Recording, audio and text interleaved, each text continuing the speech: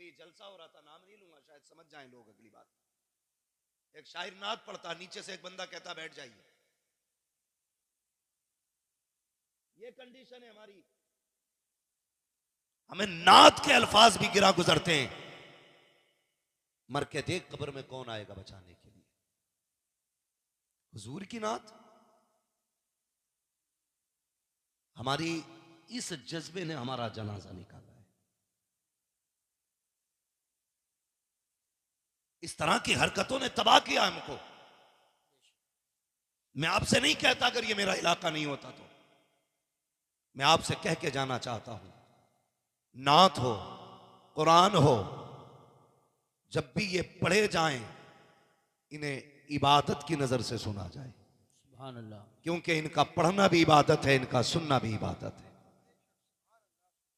ये ख्याल रखा जाए। नात पढ़ना अगरचे फर्ज नहीं है, लेकिन नात की तौहीन तुम्हें कुफ्र तक जरूर ले जाएगी। नात की तौहीन तुम्हें जहन्नम तक ले जाएगी। इसलिए मेरे भाई, जलसों में वो आके बैठा करें जो बड़े ज़र्फ वाले हों। इस महफिल में कम ज़र्फों का कोई ठिकाना नहीं होता है। यहां शरीफुन नसब आया करें, यहां 6 लोग आके बैठा करें। कोई जरूरत नहीं है भीड़ बढ़ाने की। हम तो अक्सर कहते हैं 4 होने चाहिए, मुस्तफा के सच्चे गुलाम होने चाहिए। करेंगे इंशाल्लाह ऐसा। जलसों का अदब किया करें, जितनी देर मुस्तफा की नात हो अदब रहना चाहिए, जितनी देर हुजूर की महफिल सजी हो अदब रहना चाहिए। इसलिए महफिलों को बेहतर करो। मेरी कौम के नौजवानों में बात अर्ज कर रहा था, अपने डॉक्टर इकबाल का ये शेर याद रख लीजिए, न संभलोगे तो मिट जाओगे हिंदी मुसलमानों, तुम्हारी दास्तां तक भी ना होगी दास्तानों में। अभी वक्त है सुधर जाएं। हम अपने मदारिस, अपनी मसाजिद का साथ दें। मस्जिदों को सजदों से आबाद करो, मदारिस को कुरान की तिलावत से आबाद करो। सुभान अल्लाह, सुभान। मैं ना जलसों का मुखालिफ हूं, ना मैं उर्सों का मुखालिफ हूं, लेकिन दुख इस बात का है, एक एक बस्ती में साल में 3-3 जलसे होते हैं, लेकिन घरों में कुरान पढ़ने वाले नजर नहीं आ रहे। कुरान पढ़ने वाले नजर नहीं आ रहे। पहली बात तो बच्चियों को कुरान आता ही नहीं, और जिन्हें आता है उन्हें हिज्जों से आता है, और हिज्जे भी इतने खतरनाक, ब्रेकर से भी ज्यादा बड़े लगते हैं। ये कंडीशन है हमारी कौम की, ये हालत है हमारी कौम की। जबकि होना यह चाहिए था, एक एक बच्चे को कुरान का कारी होना चाहिए, एक एक बच्चे को कुरान आना चाहिए था। लेकिन बच्चे तो बच्चे, बड़े बूढ़े जो 2-2 करोड़ का बिजनेस संभाल लेते हैं, जिन्हें हिसाब उंगलियों पे आता है, उन्हें कुरान की 10 सूरतें नहीं आती। बाल सफेद हो गए, जमीन को 20 बिस्मानसी से नाप देते हैं, लेकिन आज तक गुस्ल के फर्ज याद नहीं है। आज तक वुजू के फर्ज हमारी कौम को याद नहीं है। और इमाम ये कहते जुमे में खुतबे से पहले आ जाया करो, तो कहते तुम तो ठाली रहते हो, तुम्हें काम ही क्या है। हमसे पूछो जनाब बच्चे कैसे पाले जाते हैं, ये कह के पीछा नहीं छुड़ेगा। ओ भाई, उलमा के पास वक्त गुजारो, इन्हें टाइम दो, ये कह के पीछा नहीं छूटेगा। मालिक 300 बीघे जमीन थी, जोतने में रह गया। आलू के पैकेट फट गए थे, इकट्ठा करने में रह गया। ये कह के पीछा नहीं छूटना है। अपना वक्त उलमा को दो, दीन सीखो, दीन समझो, और दीन पे अमल करने की कोशिश करो।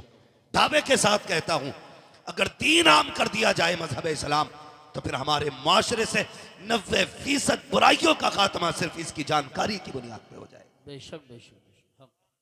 आज जो सैकड़ों बुराइयां फैली हुई है ना, ये दीन ना जानने की वजह से भी फैली हुई है। बेशक, दीन ना जानने की वजह से। हैरत होती है। अपने इदारों के हमदर्द हो जाओ, अपने मदरसों से प्यार करने लगो, कुरान वालों से मोहब्बत करो, इनकी इज्जत किया करो, इन्हें प्यार दिया करो। मुझे मौलाना शुएब साहब ने बताया, यहां जितने बच्चे पढ़ते गए सबको बस्ती वाले खाना खिलाते। आप एहसान नहीं कर रहे हैं इन पे, बल्कि ये एहसान कर रहे हैं आप पे खाना खा करके। ये जहन में बात रखें, ये आप पे एहसान कर रहे हैं खाना खा करके, इसलिए कि आपने जो लुकमा खिलाया है ना, ये आपको उसका सिला रब से दिलवाएंगे। बेशक। जो पानी आपने पिलाया है, ये उसका बदला आपको रब से दिलवाएंगे। आपका बेटा हाफिज ना बन सका, आप खुद हाफिज ना बन सके, लेकिन कयामत के दिन जब इन ताज वालों को उठाया जाएगा, एक लाइन जन्नत की लगी होगी, एक लाइन दोज़ख की लगी होगी, फिर हुक्म होगा जहन्नमी जन्नत में जाएं, जन्नती जन्नत में जाएं। तो जब जन्नत वाली लाइन चलेगी, चलते चलते बीच में आके रुक जाएगी, आवाज आएगी, फरिश्तों ये जन्नती लाइन क्यों रुक गई है? फरिश्ते आगे बढ़ के देखेंगे कहां रुकी है, वहां कोई हाफिज कुरान खड़ा होगा, आलिम दीन खड़ा होगा, कुरान का कारी खड़ा होगा। चलता क्यों नहीं है? कहा ऐसे नहीं जाना है। कहा क्यों नहीं जाएगा? देखता नहीं है, तुझसे आगे वाले दौड़ के चले गए हैं, तू क्यों नहीं जाता है? सबने सजदे इसलिए किए थे ताकि जन्नत मिल जाए, शहीदों ने सर इसलिए कटाए थे ताकि जन्नत मिल जाए, ये सब की कुर्बानियां जन्नत के लिए थी, तू क्यों नहीं जाता? वो कहेगा जाना तो मैं भी चाहता हूं, लेकिन वो सामने वाली लाइन तो देखो। कहा क्या बात है? कहा उसमें वो जो शख्स खड़ा है मुझे इशारा कर रहा है, मुझे याद दिला रहा है। कहा किस बात की? कहा एक दिन उसने मुझे पानी पिलाया था, एक दिन खाना खिलाया था, आज बदला मांग रहा है। वो कहेंगे चाहता क्या है? तब वो कहेगा ये चाहता है आज यहां से उठा के इसे इस लाइन में खड़ा कर दिया जाए, जहन्नम से हटा करके जन्नत में ले जाया जाए। फरिश्ते कहेंगे मालिक ये तेरा बंदा है, आगे बढ़ना नहीं चाहता, बल्कि अपने करम फरमा को अपने साथ ले जाना चाहता है। रब का दरियाए करम जोश में आएगा, आवाज आएगी, फरिश्तों कह दो ये जिसे कहता जाएगा हम उसे जन्नत देते जाए। सुभान अल्लाह। नारे तकबीर, नारे रिसालत, नारे गौसियत, मसलके आला हजरत, फैज़ान आला हजरत मुफ्ती हम्माद रजा साहिब किबला आरिफी कॉन्फ्रेंस। सुभान अल्लाह। ओ मेरे भाई खिलाया करो। और मैं तो अक्सर कहता हूं ये जो जुमेरातें घेर के बैठे ना इधर उधर, ताबीज लेने इनके पास ना जाओ, बरकत नहीं है तो फिर वही बात हो जाएगी जो मैल हुआ 3 महीने से नहीं नहाया, वो तुम्हारे घर की गंदगी कैसे निकालेगा भाई? इसके घर इतने लाले पड़े हैं कि आटा उधार आया है, और हम कह रहे हैं बाबा तावीज दे दो बरकत हो जाए। इसे खुद ना मिल रहा हो तो तुम्हें देगा? इतना सनीचर करवट से नहीं निकलेगा कोई मौलवी इसके। तो हमारी कौम घुटने मिला मिला के बैठती है। एक तो टीम निकली है, दाढ़ी नहीं है उसकी, ऐसे ही पीर दड़मुंडा, ऐसे मुरीद दड़मुंडे। वो सोच रहे फ्री में काम हो गया भाई। वो भी चाह रहे थे कि इबलीसों को कोई इबलीस मिल जाए, हो गया इंतजाम। जा रहे जुमेरात के दिन मैं कहता हूं एक वजीफा मैं बता रहा हूं, तावीज में नहीं दूंगा, वजीफा बताऊंगा। तेरे घर में बरकत नहीं है ना, मदरसे आ, मौलाना नातिक से कह के कुरान वाला हमें दे दिया जाए। कहे मौलाना शुएब से आके, साथी साहब में से किसी से कहे एक कुरान वाला दे दो, उसे लेके जा, और जो तेरे घर का सबसे बेहतर बर्तन हो ना उसमें खाना आके रखना। सुभान अल्लाह। गलती करते हैं हम, दावत तो कर देते हैं लेकिन डिस्पोजल में रखते हैं आगे खाना। फाइबर वाली प्लेटें चल रही है ना, वो खाओ फाड़ो फेंक दो, उसमें खाना रखा जाता है। क्यों? ताकि हमें धोना ना पड़े। और साइंस इतनी उड़ी ये कहती है कि झूठा खा लो तो बीमारी लग जाती है। मैं कहता हूं साइंस तेरी औकात क्या है? तुम जितना चाहो उड़ लो, मेरे मुस्तफा के कदम से लगने वाले खाक के बराबर नहीं हो सकते हो। तुम कहते हो झूठे में बीमारी होती है, मदीने वाले ने कहा है मोमिन के झूठे में रब ने शिफा रखी है।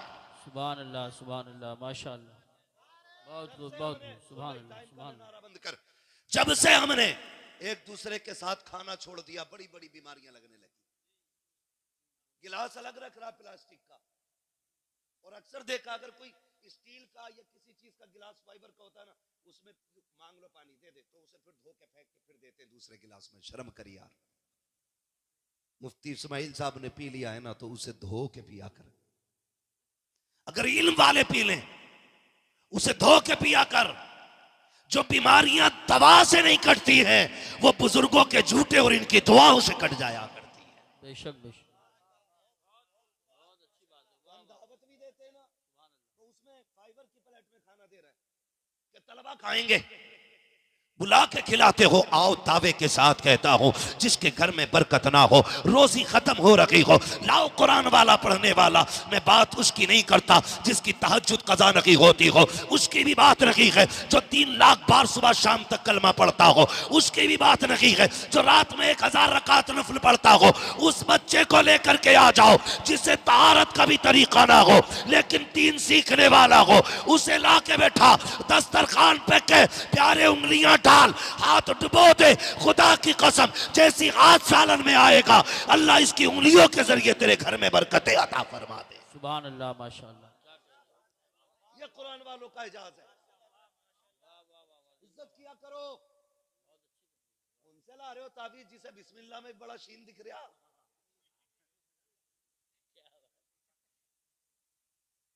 औरतें फेल कर दी कुरान पढ़ने में इन जानवरों ने, हमारी कौम गुमराह हो रही है। बरकत नहीं है कुरान वाला ला, हाथ उठा कि आज ऐसे न जा, इन लुकमों का बदला दे जा, उससे हाथ उठवाना। कसम खुदा की अगर मेरे मेहमान से कोई कुछ मांग ले और उसकी वसअत में ना हो और मेरी ताकत में हो तो मैं रेशम में आग लगा दूंगा ताकि मेहमान रुसवा ना हो। ये मेरे मेहमान नहीं, ये मदीने वाले के मेहमान हैं। जब इनके हाथ उठेंगे ना फिर महबूब की नजर करम होगी, हाथ नीचे बाद में आएंगे, बरकतें मदीने से पहले भेज दी जाएंगी।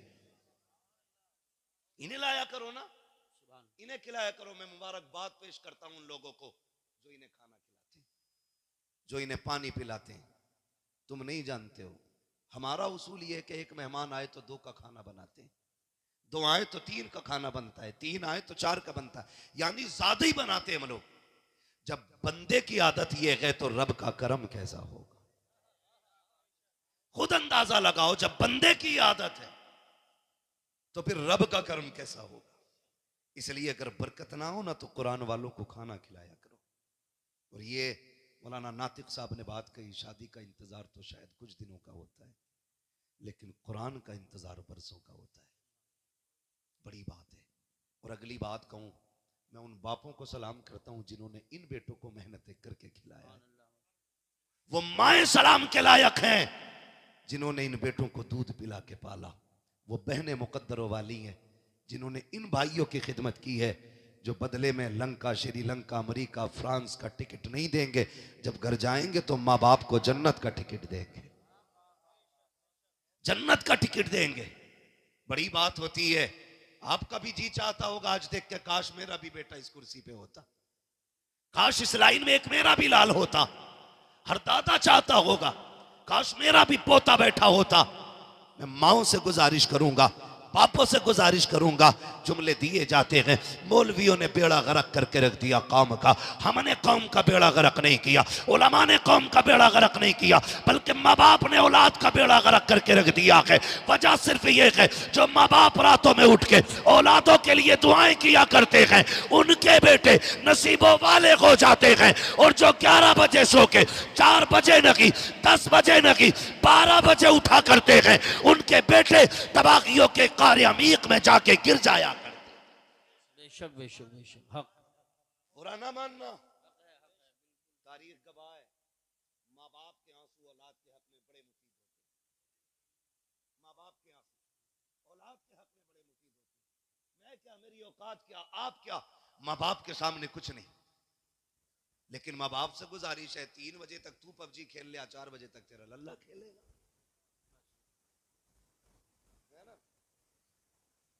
बेटे पे 6 इंची का मोबाइल है, अब्बा पे 12 इंची वाला। वो कह रहा तू बेगैरत तो मैं महा बेगैरत हूं।